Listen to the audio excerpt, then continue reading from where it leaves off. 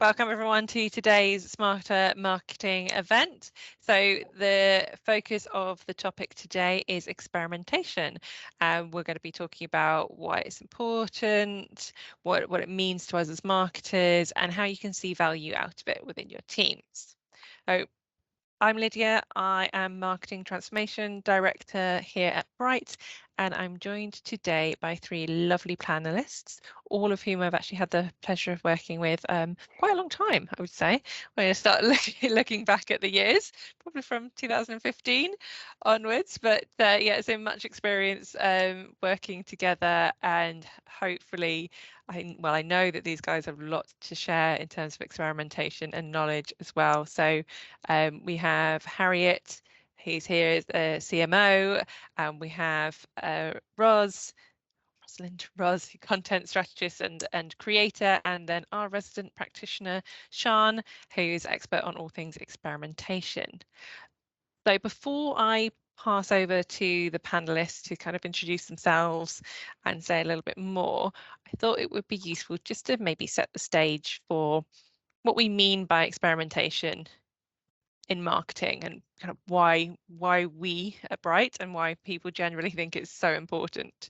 So experimentation is really one of those things that often gets left behind. It's not necessarily something you do as part of your everyday as you market, and you often forget to test things and get involved. So when at Bright we work with agile methodology, and testing and learning becomes kind of an integral part of what we do. So experimentation really is that approach that we take to challenge assumptions, embrace new ways of working, and really understand what it is the market wants. We know, the last few years have shown us that things change really quickly. We constantly trying to learn what our customers want, how they're going to kind of get involved with the market, and how they're going to receive our marketing messages. So the best way to do that is just to test things. You can spend a lot of time internally mulling over and trying to understand the answers. So really our approach is how to get out there and test and move things forward. So rather than talk much longer, I think what I will do is just pass over to the panelists to introduce themselves. So perhaps Harriet. Yeah, sure. Hey, everyone. My name's Harriet. I am the Chief Marketing Officer at Adverity. And Adverity is an integrated data platform for connecting, managing, and using your data at scale. I run the marketing function here, and one of our core sort of the roles that we play within the business is becoming a very predictable driver of revenue growth. And as part of that, we do a lot of experimentation to see what small changes can move the needle. Thank you. And Ros? Hi, I'm Ros. I am a freelance content strategist, so I have over 16 years experience in STEM and B2B media, covering a range of functions across content, SEO, paid and organic social, and what really gets me excited at work really is thinking about audience engagement. What can we do to engage our audiences? What strategies we use across content, across all different channels, and how we get them down the funnel to be really truly valuable and loyal customers, essentially. Right, go on then. Last but not least, Shan. Thanks, Lydia. Hi, everyone. I'm Sean. I'm a director here at Bright. I have probably spent the last 6-7 years now focused on agile marketing and working with a range of companies of different sizes across different industries on adopting agile ways of working, and one of those key elements being experimentation and really thinking about how they iterate, optimize, push the boundaries in terms of the activity that they do and how they can experiment to better understand their audiences and improve engagement. So excited to be here today on this side of the panel versus like hosting or sitting in. Right, thank you guys. Okay, so I'm going to ease you guys into this and start off with perhaps an easier question of tell us what experimentation means to you. Right, shall I go first? Go for it.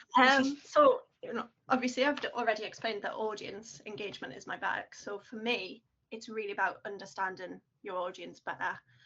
By experimenting with your content, your messaging, your creatives, you can really learn more about what makes them tick. I think in your introduction there, you hit the nail on the head. Like we can make all these assumptions about what we think our audience are going to do, but they never do what they're going to do. And a perfect example of that is through the COVID pandemic, those behaviors that we'd possibly come to understand from our audience just flipped on their head entirely. Their needs, their pains, their gains completely changed, and then suddenly they changed back again once the lockdowns were finished. So that kind of says to me, you know, like you said, it's a continual activity. Just because you think you've solved what might work for this particular audience, it might change again at the drop of a hat. So you really need to be testing and learning, being open-minded about what your assumptions are and challenging those assumptions. And usually those assumptions are probably the perfect place to start for any experiment. Right. That's a great answer. I'm just thinking what I can add to that.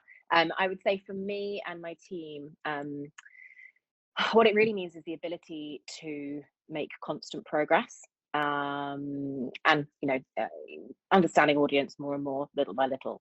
And I think for me, the real key here is that constant progress is then backed up by data rather than opinion. And I think that anyone that's worked in an in-house marketing role in a B2B environment, this what I'm about to say might resonate with you. Marketing is one of those roles where everyone has advice on how to do your job better. They want to advise you on better words to use, or better messaging, or better creative.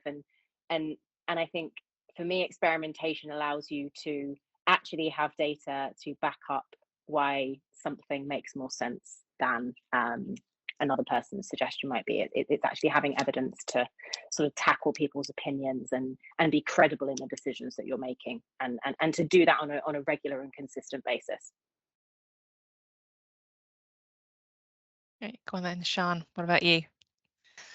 Oh, it's always hard when you're the last one for this, because those are such great answers. But I can only echo what both Harriet and Roz have said. And I think the final point for me probably is going back to that innovation and creativity. And I think, Roz, you said something really interesting in terms of what happened in the pandemic and then outside of the pandemic, and nothing stays static.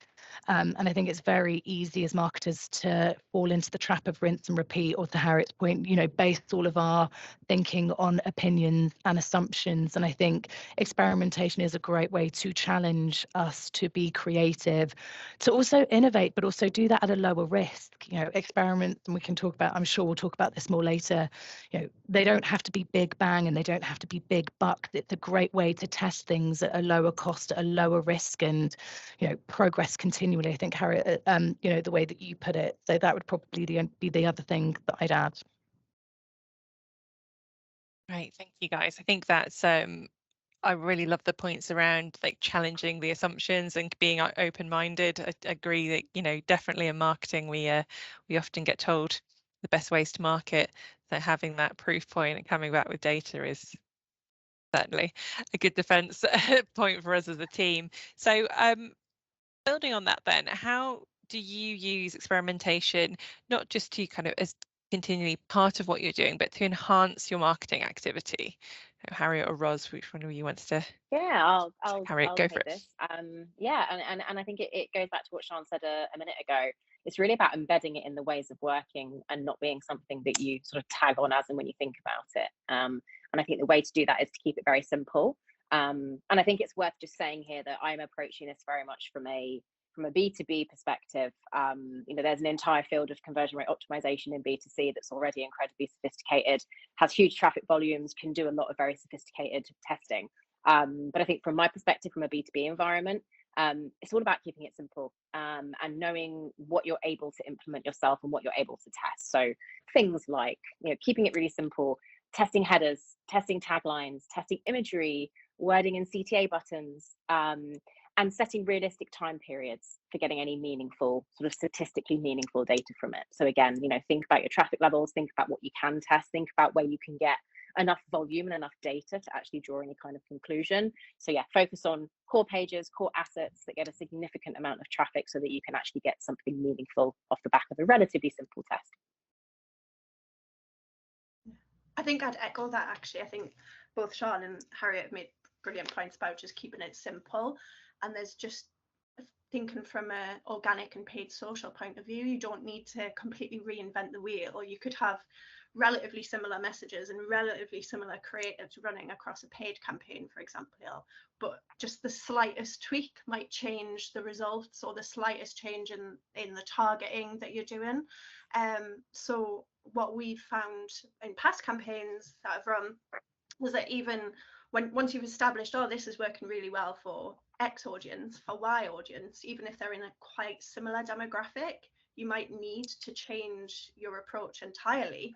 And you might think, well, I should do the same thing because they're C-suite in an enterprise level organization, but actually what works for one might not work for the other. So by doing those simple tweaks and simple changes to your creatives or your messages, you can really optimize your performance, get better results, make your budget go further if you're doing paid stuff, and obviously save time as well, because you don't have to run a campaign, realize it's a flop, and then start all over again. You can run those experiments throughout the same campaign and then just turn off the ones that are flopping.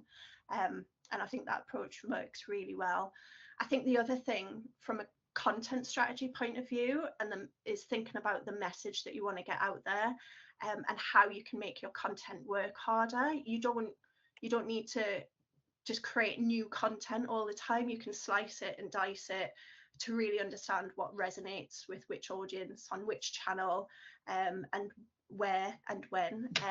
So yeah, that would be something that I'd do, is just not thinking about completely reinventing the wheel. You don't have to do that. You can use what assets that you already have and just make them almost different but the same. It's quite if that makes sense. It is. I think it's a really useful point, actually, to we all create personas, get to the beginning of a project or the beginning of a campaign, you go, here's a persona, and then you kind of leave it to one side and it just becomes flat and static. Whereas continually testing and building that information out around what do these personas like and engage with, you actually get really rich information that you can continue to build on, rather than just having that one piece where you had a nice picture of somebody and where they lived and whether they had 5 dogs and 5 children and those things as well. You're actually building some real useful, tangible information that you can make your marketing more effective, I guess. Yeah, absolutely. I think one, like a bit of a more concrete example would be using around video. We, for one particular audience in a campaign that we ran, we thought video is not going to work with them. They're not going to care a lot. They're not going to watch it. They're not going to engage. But we tried it out, and actually they engaged more with the video than the audience we thought would engage with the video initially. So it completely flipped that initial assumption. And it meant that we could think, well, actually, when we're running these campaigns for these different audiences, we can try and do a bit more video with this one, and try different kinds of video. It could be a person, it could be an animation, it could be a GIF, and then seeing what works and what resonates. But that was one really surprising thing of one of the campaigns that we ran. But then they didn't click through, they engaged, they watched the video on platform. So then that was another kind of learning that we got back, that you could then apply and then to future experiments to see what you can do next. Great. So Harriet, for you, how has this brought sort of value to you and your team, taking this really embedded approach to experimentation? It's a great question. I think for me, it comes down to, I think, 2 different real core values, aside from the obvious, which is increasing performance and, driving more revenue. One is around efficiency, in the things that we spend our time on and the things that we really delve into. And I think it's also around loss prevention. And I think what I mean by that, and I think it's just sort of worth explaining a little bit what I mean, is I think sometimes there's a temptation to refer to a test as a loser, or especially when you're looking at A/B testing, you have a loser and you have a winner. And I think it's just worth considering the narrative that sort of pushes across your business and your team around how you're viewing testing. You know, when a control significantly outperforms a test, we tend to call our test a loser. But actually, a loser has a very negative connotation. You know, if you've tested something instead of spending days and months implementing something straight away, that's surely not negative. That's just being more efficient with your time. That's being more efficient with the things that you're asking your teams to spend time on. You know, it's also, you know, a loser, you're still learning something. You're still learning something valuable about your audience. You know, that's more valuable than an inconclusive experiment. So how can that be a loser? You know, I think, you know, you're gaining value because you're testing something instead of implementing it. You're then preventing a negative impact on your KPIs and, you know, things that you're tracking.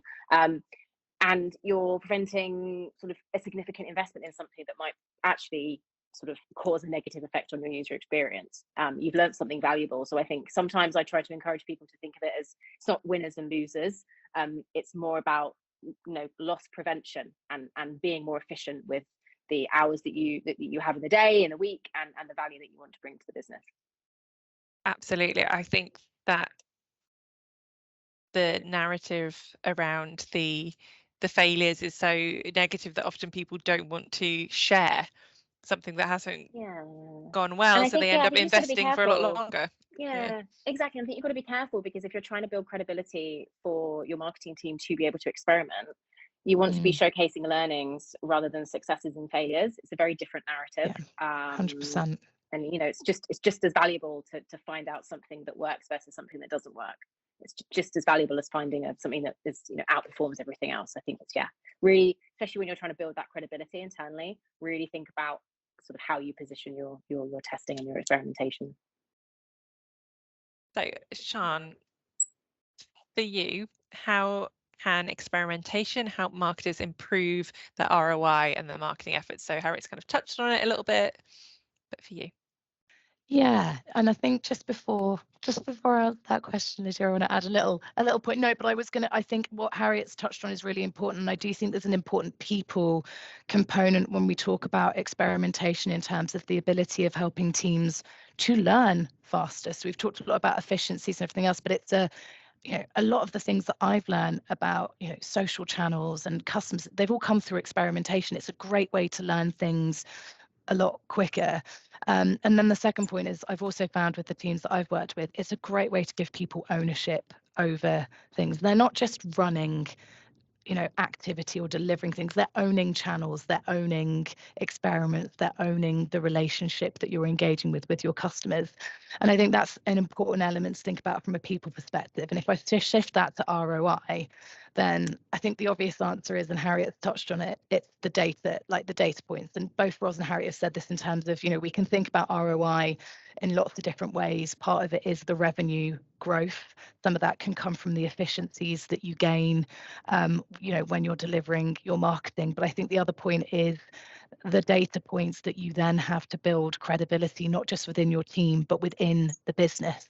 And we know what finance guys are like. They're data-driven people. So as marketers, to be able to have those data sets and those data points, to be able to go to finance, to be able to go to senior stakeholders who maybe are more risk averse than we are, and to be able to demonstrate the results and some of the things that we've been able to achieve are great ways to sort of like facilitate and drive conversations that need to be had within the business, whether that is stakeholder buy-in for a bigger, higher risk experiment that we might want to run, whether that's additional budget for a particular channel. I think all of those things are great ways to bring insight, learnings that can help bring other stakeholders on the journey.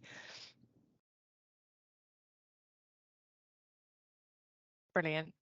Thank you, guys. So we are 20 past. I'm just going to remind everyone, if you have any questions for our panelists, please drop them into the Q&A, into the chat. We'll be leaving enough time at the end just to cover off a few of them. Let's switch gears slightly. And if we talk about how we integrate experimentation into our marketing process, we've got any kind of examples for the people on the call today? How are we integrating experiments into your everyday? We're going to do. I'm very happy to take that one first, if you like. Go for it. So yeah, I think I covered earlier, try to make it part of everything you do, not as something that you just bolt on. And I think we have a bit of a process that we follow when we're thinking about, okay, what's the next experiment that we're going to run? Some of them are very simple. Some of them are things like removing the top navigation on our book a demo page, and whether that actually increases conversions on that page, whether it makes people more sticky, whether we lose them. So there are some very simple things that you can do. You don't have to over engineer it. But I think for me, follow a process. So firstly, brainstorm and prioritize your ideas. Some experiments will have sort of higher impact, but they will be higher effort to implement. So make sure you're always thinking about the impact versus the sort of time needed to implement a test. I think look at your goals, your priorities, look at any historical data you've got, focus then on one idea at a time. And I think also make a hypothesis. I think sometimes you have to really make sure that you've nailed that hypothesis. Make sure that you're very clear on exactly what it is that you're testing. You know, marketers often write a hypothesis as a question rather than a sort of an objectionable statement that they're trying to sort of prove. And then, you know, collect your research, collect your data, launch your experiment, choose your metrics, make sure you're focusing on sort of one or two core metrics that are critical. And then you've got to analyze the results. Again, to make something statistically significant, I think that's something to bear in mind. And I don't think there's an easy sort of sweeping answer for how to do that. Every business is different. Every business's traffic levels are different. Audience size, TAM is different. So I think it's just about understanding what is going to be statistically significant for you. And then if you have a clear result, dig deep into why that might be. But I do think for me, it's about assessing the impact versus the effort. I think that's something really, really important to do before you start any kind of experimentation, is work out what's the anticipated impact, what metric are we going to see an impact on here? Is that the right, is that the metric that we care about? And how much effort is that to actually implement and to actually test it? Some require more effort than others do. Yeah, I don't think there's anything really to add to that, is there? I think probably what I would say is two things, maybe linking back to some of the earlier points, is around building the psychological safety within the team to be able to just get on and do it and own it for themselves. So if you've got a great process, but I think the team, and it goes back to what Harriet was saying earlier about, you know, that negative connotation around losers and versus winners. I think, yeah, building that psychological safety within the team, making it everyone's business to do the test. So not waiting to be told, oh, can you test this? Like even some of the junior marketers in your teams might have some fantastic ideas for things to test out. So it's making sure everyone can buy into it, licensed to own it, run it, ideate, and then get in the weeds with it. I think, you know, having someone, depending on what your experiment is really just keeping a check on it as it runs to see, you know, if something, as I mentioned earlier, if something just doesn't look like it's working very well at all, you need to, you know, you guys are all about agile, you need to be able to quickly respond to that, change tack, see if it's working. And then around the benchmarking piece, I think knowing what good looks like for you and your organization, and have an idea of, you know, those metric benchmarks around your open rates, your click-throughs, your conversion rates, etc., and maybe benchmark them against your industry as well. So other publications or brands of a similar category as yourself, what are their benchmarks looking at? If you're in B2B publishing, obviously you can go to places like the PPA. They may have benchmarks on email newsletters, for example, that are readily available that you could just take and think, well, if this is what we need to be aiming for, what can we do to hit that benchmark, or are we already exceeding it?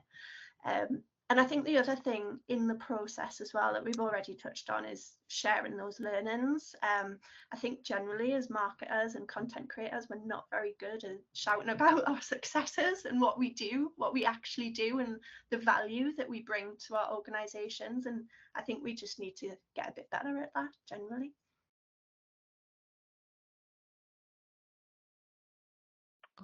Absolutely. I think just listening to you both is so interesting. I've got two big takeaways that I'm going to remember from this one. One is the digging into the why it happened. I think you get the celebrating the success of like, oh, it's great. And then Harry, like, dig into why. It's like, yeah, of course. Like, well, why did that happen? Now, what else can we test within that? And Ros, about being safe to test. Like, you just think, test your ideas, bring your ideas to the team. Anybody can own it. Anybody can take it forward. We are all here to kind of work to one outcome. And the outcome is to improve our marketing and continually improve what we're doing. So we should be embracing this as a way of working.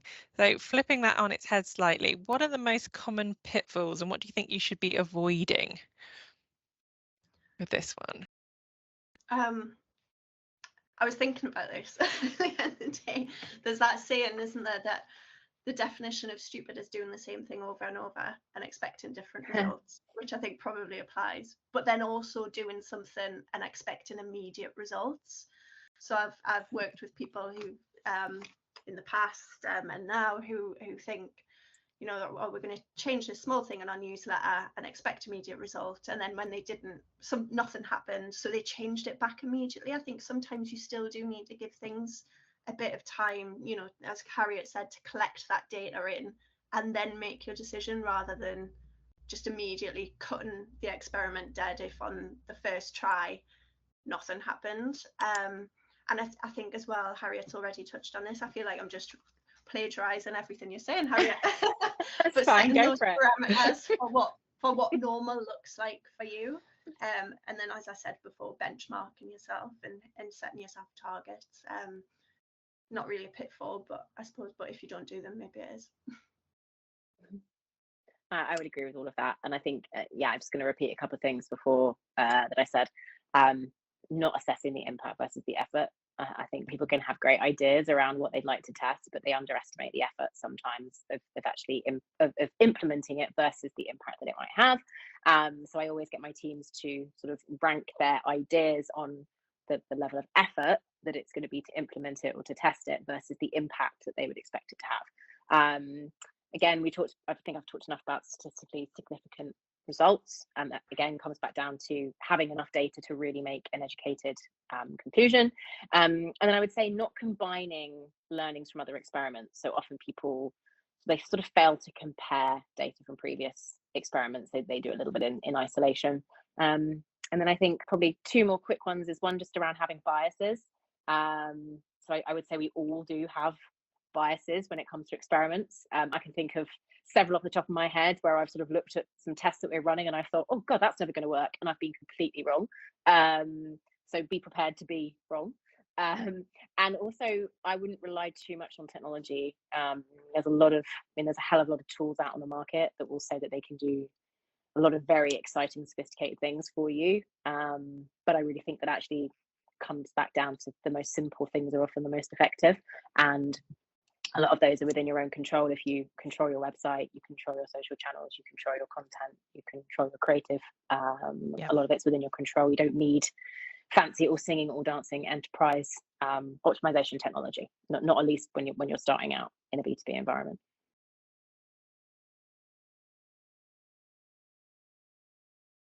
Yeah, no, I agree with that. I think people can get lost in the technology and the data. And I know, Lydia, you want to ask us a question on that, so we'll touch on that in a second.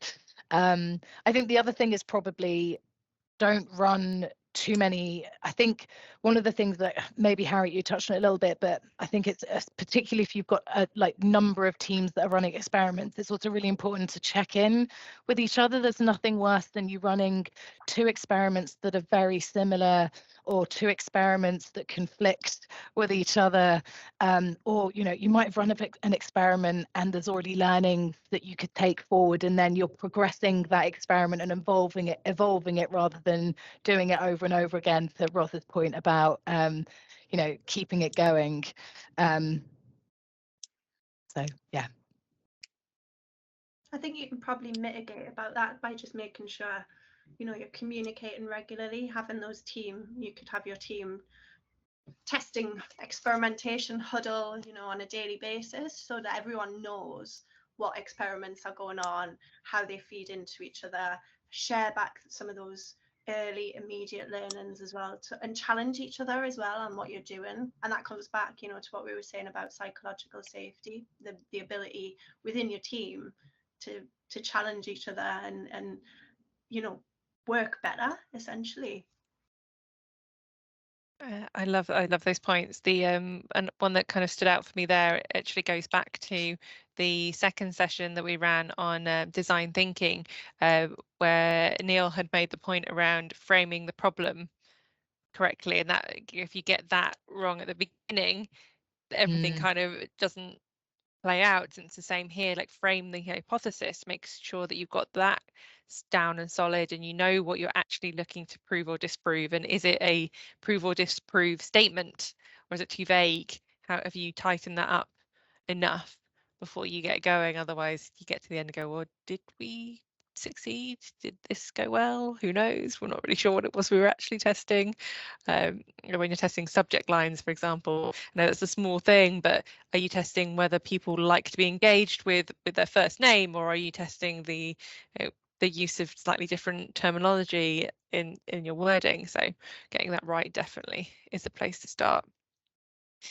Okay, so moving on to then that kind of last phase, a little bit building on that question. So the biggest challenges that we can face when it comes to experimentation is really around technology and data, and how can we mitigate that challenge. We've kind of already mentioned about keeping it simple, but most of the time the challenge with experiments is that you get to the end and you don't really know where the data was, and maybe you haven't found it. So have you got any tips and tricks for people on how to navigate that? Yeah, I mean, I think, so I was going to say I was going to go first, but I think some of that comes to the planning piece up front, in terms of knowing what technology you have, knowing what data sources you have access to, and then planning your experiments to start with around that, so that you're really clear from the get-go what technology you're using, what data sources you're going to measure against, where you can get access to those data sources. I think knowledge is power here. You can't have everything, and you can go down rabbit holes as well if you've got too much data or too much technology to utilize. So going back to the keeping it simple, in some ways it is also really think about that as part of your planning process, and know what, be really clear about what you know and what you have access to, and conversely what you may not have access to. So if you are running experiments and there are some data that you can't get, that doesn't mean you can't run the experiment. You just have to analyze the results, knowing where those knowledge gaps are. No, I agree. I think what I see in a lot of organizations is just complete data overwhelm. There's data point, there's so much data that you can look at. There's data points for everything. Companies might have like 10 million dashboards, but no clear strategy on actually how to use the data, what to do with the data, and what's the actionable insight, the so what, from looking at that data. And obviously, it's quite a skill set, isn't it, to analyze reams and reams of data and make those actionable insights. So I think I made this point earlier. I think sometimes the best thing you can do is just strip it back to the metrics that really matter, the ones that are really going to make, and to Harriet's point, that impact in your business, to your product, to your end users, and to your bottom line as well. So what's the North Star that your organization's working towards? And once you know that, you know which data to look at, you know where the difference might lie, and then you can build your experiments. Yeah, I can only add to that. Yeah, I mean, data is a bit of a blessing and a curse. It gives you everything that you need, but it is a skill set, and you do need data savvy teams to really be able to understand what it is that they're looking at. I would say it's getting more and more difficult to compare apples with apples. For those that have been working in sort of paid channels and performance marketing for a while, will know that every single channel has a different naming convention when it comes to costs. So how you get all your data into sort of a single source of truth where you can actually understand what you're looking at, and you can compare apples with apples. I think that is becoming more and more of a challenge. I think that will continue to be more of a challenge as channels proliferate, as we experiment with different channels, with more and more different channels. Sorry, I think that's not a problem that's going to go away. So I really do think one of the biggest blockers is making sure that you've got a level of or at least aware of your level of data maturity in your team, and whether you have people within your team that are data savvy, that they can collect data, they can blend it together, and then they can actually use it to make some sort of informed decision. It is a skill set that I think every team needs. So a really good point, because it's a something that you need to continue to build your knowledge on as well. You start the beginning of your career and you don't even have your own baselines of what it looks like. So building that up as you go. We are going to go to a couple of the questions that have come through. So first of all, so I think, Harriet, from you, it really sounds like your company and the way you built your team, they're set up to test, set up as part of what they do. Have you worked in an environment where this hasn't been the case and there hasn't been much agility, and you perhaps struggled to get experimentation off the ground? Yes. Yeah, and I would say that the characteristic of that type of organization is one that doesn't really understand the value of marketing. And it's a bit of a catch-22, right? You can launch experimentation in order to show the value of marketing, but in order to show the value of marketing, you need to be able to do a bit of experimentation to get it up and running. I think sometimes my advice would be to try and do a little bit of this by stealth. Make smart decisions around what can and can't be tested, which doesn't really impact BAU. See what data points you can collect, see what behavior you can get insight into, and slowly start to build up that credibility. I think it really is a credibility piece. If you can demonstrate marketing's role in the business, and you can demonstrate, that you will contribute to core business metrics, and I think it gives you a little bit more air cover to be able to be a bit more playful in your experimentation. So yeah, I would start small, and I would also do it a little bit by stealth. Roz, anything from you? Have you worked in more rigid environments, perhaps? Wouldn't necessarily say rigid, but definitely, I think, just echoing Harriet again, like organizations where they don't understand the value that marketing teams bring, and they probably just think they're just there to do the emails kind of thing. So it is. And the colouring in. Don't forget the colouring in. Yes. The key part of our role. Yeah, so I think it is like just little by little steps of saying, like, actually, well, we do the emails and the colouring in, but we also did this, and look how amazing it is. And as I said earlier, I think generally we're not always very good at shouting about our successes, and we just need to be confident with that, because you know what, 9 times out of 10 we're doing a flipping brilliant job, and we're bringing lots of value to companies and organizations. So we just need to have the confidence to shout about that value that we bring, to be honest, and really just help other areas of the business who don't understand marketing to see that, basically, and take them along that journey with us. It's a really great point to think about as well, is that we, marketing traditionally just did the things, doing the printed pens and doing all of those things, but we own the customer journey. Like, that's part of what we own now. So, and the only way to learn more about customers is to do this testing. So taking that as the position of marketing in the company rather than just the other elements. Absolutely. For sure. Okay, so a few more minutes. Sorry. Yeah. I was just going to say, once you understand your customer and your audience better. I lost the bit there. I don't know whether that was my internet. I don't know. Am I here? I was just going to add that once you understand your customer and audience better, then it can just be transformational for your organization, basically. Sorry. Yeah, absolutely. That's all right. I think we just had a little technical glitch there as we tried to prove the value of marketing. Final question. Do you have any podcasts or are there any books that you guys that might recommend? Oh, yeah, I've got one, and it's my go-to. We very playfully in the marketing team at Verity refer to ourselves as Chris Walker stalkers. So there is a podcast by Refine Labs, which is a B2B I guess marketing agency based out in the US. There's a guy called Chris Walker, he's their CEO, and he gives some incredibly good advice to B2B marketers on everything from scaling up performance marketing, how to show value to the business, what attribution really means to you, how not to emphasize attribution too much, when is the right time to emphasize attribution. Great material.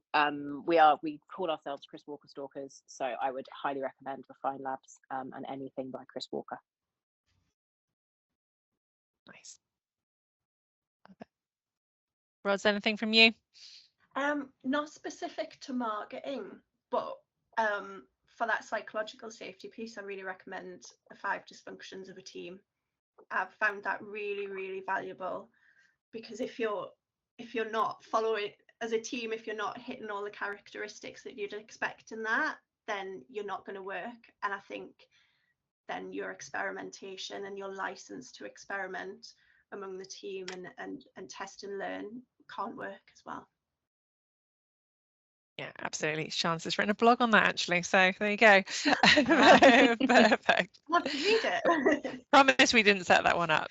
So, all right, as we wrap up today, I just want to say a huge thank you to all of you for joining us, both the attendees and you guys as panelists. As I said, I've worked with you across many projects over the years and really appreciate working together as colleagues and as peers as well. So thank you for sharing your knowledge with everyone today. And we've got a few of the questions. If we've missed any, we'll cover them off in any of our follow-ups. But there's been loads of tidbits for everyone on how to get started. So we hope you've enjoyed it. We'll be sharing the recording later in the week, along with the reframe cards, the experimentation edition. If you haven't got the growth mindset edition or the design thinking ones, then drop us a line. We will get those over to you. They are not to be missed. And we've been Bright. We are a marketing consultancy. Our purpose is to give marketers the power to do great work. If you'd like to continue any conversation with us, please drop us a note. And do not miss our next event, which I have forgotten the date of, but Paul is going to put it into the chat. Which will be focused on change enablement and how we can use change enablement to help us reinvent how we're approaching marketing. So really embedding all these different approaches of design thinking, growth mindset, and experimentation into actually how you market as a team. Thank you, everyone. Have a good rest of your day.